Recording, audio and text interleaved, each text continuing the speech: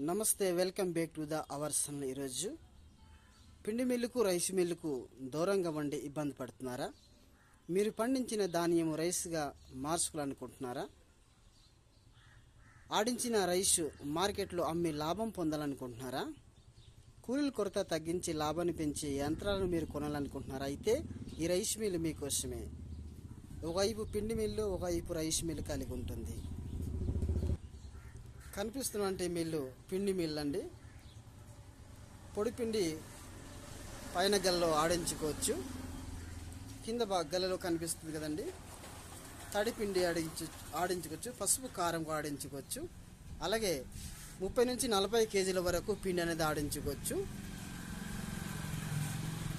ఈ వైపు కనిపిస్తుంది రైస్ మిల్ అండి. పైన గల్ల కనిపిస్తుంది కదండి, అక్కడ మనం ధాన్యం అనేది వేసుకోవాలి. 150 నుంచి 200